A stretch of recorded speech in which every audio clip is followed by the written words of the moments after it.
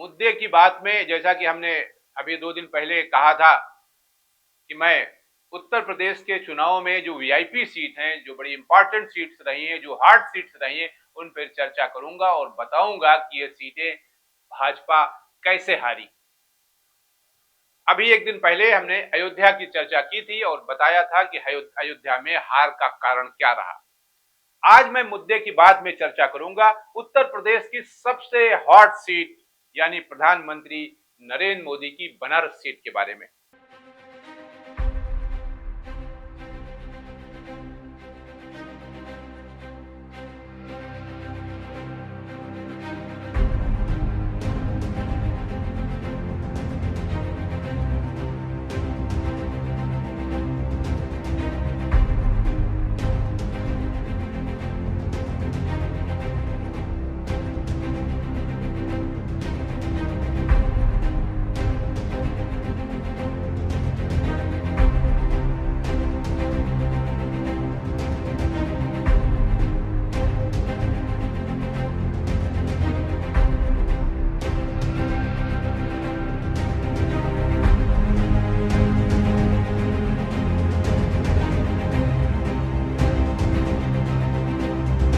ये सीट प्रधानमंत्री नरेंद्र मोदी ने 2014 में यह कहकर जीती थी कि मैं न आया हूं, न किसी ने मुझे भेजा है, बल्कि गंगा मैया ने शायद मुझे बुलाया है।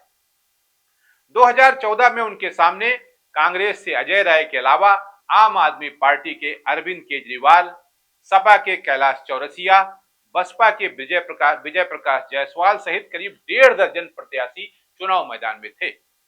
2014 के चुनाव में प्रधानमंत्री नरेंद्र मोदी ने अपने निकटतम प्रतिद्वंदी अरविंद केजरीवाल को 3,71,784 वोटों के अंतर से हराया था। उस चुनाव में प्रधानमंत्री मोदी को 5,81,022 वोट मिले थे। फिर 2019 का चुनाव आया। इसमें राष्ट्रवाद प्रेजेंट पर था। पूरा देश राष्ट्रवाद की भावनाओं से ओतप्रोत था। राष्ट्रवाद के मुद्दे पर चुनाव लड़े गए। उसमें प्रधानमंत्री मोदी को 6,74,664 वोट मिले, जबकि उनकी निकटतम प्रतिद्वंदी सपा की शालिनी यादव को 1,95,159 वोट तथा कांग्रेस के अजय राय को 1,52,548 वोट मिले थे। इस बार यानी 2024 के चुनाव में एक तरफ प्रधानमंत्री मोदी थे तो दूसरी तरफ इंडिया गठबंधन के अजय राय थे। इस बार के चुनाव में एनडीए प्रत्याशी प्रधानमंत्री नरेंद्र मोदी का वोट शेयर तथा जीत का अंतर काफी कम हो गया। उनका वोट शेयर तो 14 से भी कम रह गया और जीत के अंतर का प्रतिशत तीसरे सबसे निचले स्तर पर पहुंच गया। इस चुनाव में प्रधानमंत्री मोदी ने अपने निकटतम प्रतिद्वंदी इंडिया गठबंधन के अजय राय को मात्र 1,52,000 वोटों से हराया। यह अपने आप में एक चमत्कार है।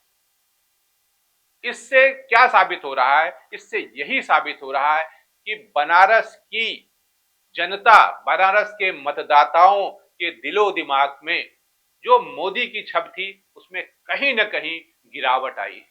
ये गिरावट ही इस बात को तस्दीक करती है कि इस बार का वो जो चुनाव अपने निकटतम प्रतिद्वंदी से मात्र 1,52,000 वोटों से जीत पाए।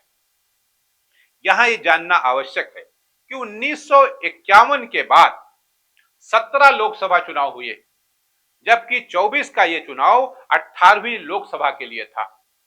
अगर 77 में श्रीमती इंदिरा गांधी की हार को छोड़ दिया जाए तो मोदी जी की जीत का अंतर किसी भी प्रधानमंत्री की तुलना में सबसे कम है। एक सिर्फ चंद्रशेखर जी को छोड़ दीजिएगा तो।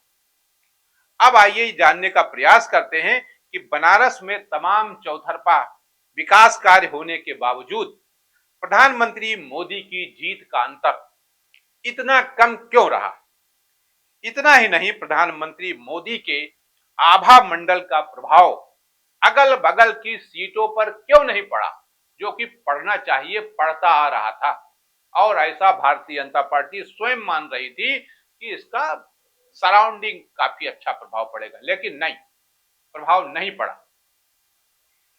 इस बारे में द संकेत लाइव तथा यूपी ग्रामीण पत्रकार एसोसिएशन ने जो कारण तलाशे हैं, उसमें सबसे प्रमुख है बनारस में बहुत तेजी के साथ व्यापार में गुजरात के व्यापारियों का अनाप शनाप हस्तक्षेप, सारे बड़े सरकारी काम गुजरात की कंपनियों को दिया जाना, जगन्नाथ कॉरिडोर के नाम पर करीब 300 मकानों को ध्वस्त किए जाने का आदेश, इससे पहले भी एक अन्य कॉरिडोर के नाम पर हजारों मकानों का तोड़ा जाना, ज्ञान, स्वतंत्रता, मुक्ति और मोक्ष की नगरी को राजस्व संग्रह के चलते मनोरंजन पार्क के रूप में तब्दील कर देना, धर्म और धार्मिकता के भेष में व्यवसायीकरण को बढ़ावा देना, मंदिर में प्रवेश तक के लिए पैसा लगा देना, स्थानीय दुकानदारों, व्यवसायियों तथा उद्यमियों के साथ प्रशासन द्वारा सौतेला व्यवहार किया जाना,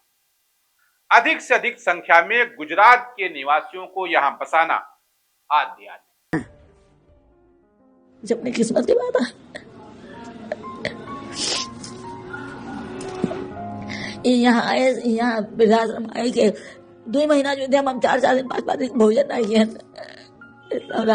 एक रिश्तेदार के रिश्तेदार रहे वहीं स्मारक भवन है, वहीं उनकी मोहब्बत पल उनके वो चला जाते बंद करिए तो रात वहीं चले जाते रहे और हम 4 दिन 5 दिन खाने नहीं खाने, वही अकेले वही गत्ता बिछाए जमीन में सोच रहे हैं। इतना परेशानी हमको ये गाँव कहीं अब ये तो जब से वृद्धाश्रम आए नहीं तो तब से सोता है खाता है। सरकार की भूमिका, सारा सरकार और भाजपा का जो एक गठजोड़ है कि बड़े बड़े व्यापारियों को यहाँ की जमीन दे दिया जाए, यहाँ माल बनाया जाए, यहाँ स्विमिंग पूल बनाया जाए, यहाँ बड़े बड़े होटल बनाए जाए और यहाँ जैसे यहाँ के लोगों को उजाड़ा जा रहा है, उजाड़ करके इनको रेती पर भगा दिया जाए, गुजरातियों को बसा दिया जाए। ये कुछ ऐसे मुद्दे हैं जिनके कारण शहर के लोग भाजपा से नाराज हैं, जिसका असर चुनाव में वोटों पर पड़ा है। इसके अलावा कस्बों और ग्रामीण इलाकों में लोगों में इसलिए आक्रोश है कि कोई भी सरकारी योजना का लाभ बगैर पैसे लिए नहीं पूरा हो पाता है।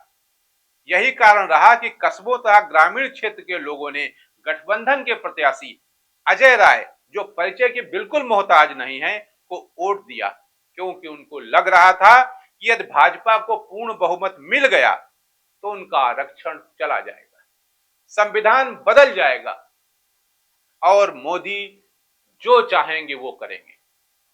सरकार तो फिर भी भारतीय जनता पार्टी की बन रही है, स्वागत है सरकार का, लेकिन इस बार मोदी जी के आभा मंडल में कहीं न कहीं पेबंद लग गया है। इससे लोग संतुष्ट हैं कि चलिए बैसाखियों के वो सहारे हैं, ठीक है, वो आगे बढ़ के क्या करेंगे क्या नहीं करेंगे, तोड़ फोड़ होगी कि नहीं होगी, कि वोट खरीदे जाएंगे कि बेचे जाएंगे, वो सब अलग राजनीतिक बात है। लेकिन लोगों को लग रहा है कि मोदी जी चूंकि कमजोर हो गए हैं, इसलिए उतने कड़े निर्णय नहीं हो पाएंगे। मैंने 7 जून को चुनाव के तुरंत बाद प्रकाशित अपने एक लेख में लिखा था, जिसको अपने इसी चैनल पे हमने प्रसारित भी किया था, कि मोदी की जीत तो होगी लेकिन जीत का अंतर कम हो जाएगा, और वही हुआ। हमने यूपी ग्रामीण पत्रकार एसोसिएशन के एग्जिट पोल को लेकर बताया था कि सीटें बराबर में छूट सकती हैं, वो भी सही हुआ। आज के लिए फिलहाल इतना ही। नमस्कार।